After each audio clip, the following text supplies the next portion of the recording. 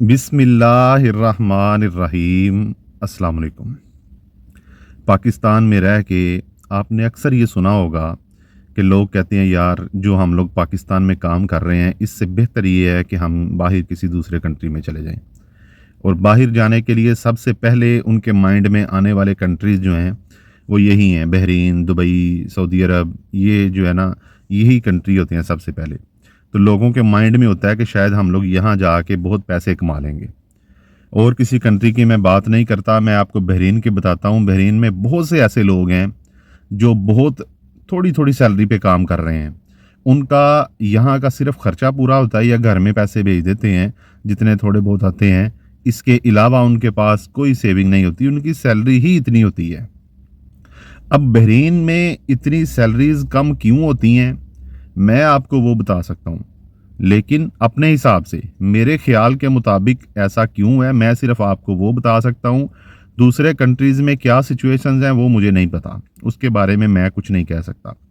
सबसे पहली बात तो ये है कि बहरीन में एक छोटा एरिया है, जॉब की जो अपॉर्चुनिटीज़ होती हैं वो थोड़ी होती हैं, लेकिन जॉब लेने वाले लोग वो बहुत ज़्यादा होते हैं। अलग अलग कंट्रीज से आए होते हैं, पाकिस्तान से, इंडिया से, नेपाल से, बांग्लादेश के लोग यहाँ पे बहुत ज़्यादा हैं।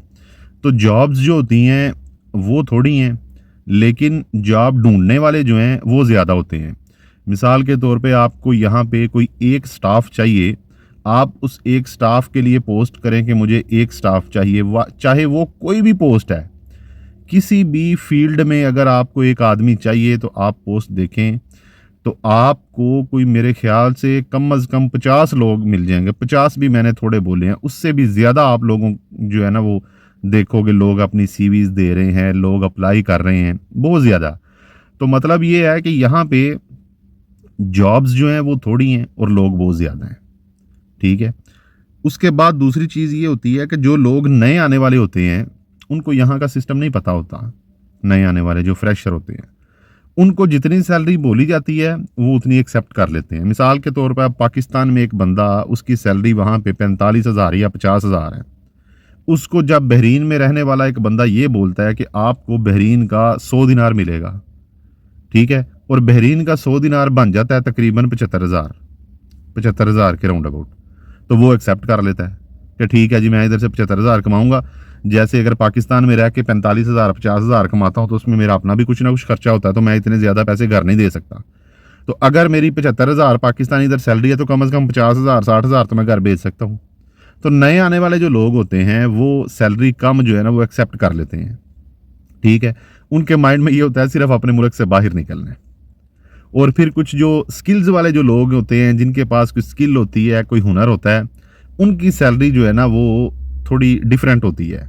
अगर किसी के पास कोई स्किल नहीं है, कोई काम उसको नहीं आता, तो फिर उनकी सैलरीज इतनी होती हैं, थोड़ी थोड़ी सैलरी होती हैं, 100 दिनार, 120 दिनार, 150 दिनार के अंदर अंदर इतनी सैलरीज होती हैं। फिर आहिस्ता आहिस्ता जैसे जैसे वो पुराने होते हैं या एक्सपीरियंस आता जाता है, उस हिसाब से जो है ना वो बढ़ती जाती है। एक और चीज़ है, अगर कोई बंदा अपनी जहाँ पे आके जॉब चेंज करता है या कोई ऐसे वीज़े पे आता है, यहाँ आके वो जॉब ढूंढ रहा होता है, तो कंपनी वाले जो उसको सैलरी बोलते हैं ना, उसके माइंड में वही सेट हो जाती है। मतलब अपने माइंड में कोई ऐसी सैलरी नहीं लेके जाता। मिसाल के तौर पे मैं किसी कंपनी में इंटरव्यू के लिए गया हूँ, कंपनी वाले बोलते हैं जी आपको सिर्फ 150 दिनार सैलरी मिल सकती है। मैंने उनसे निगोशिएट ही नहीं करना कि मैं 150 पे नहीं आ सकता, मुझे कम से कम 200 चाहिए। हो सकता है आप उनको 200 कहें, वो 150 कहें, तो सेंटर में आके कहीं 170 180 में काम चल जाए। लेकिन नहीं, हम लोग ये सोचते हैं कि कहीं ना कहीं जॉब लग जाए। क्यों?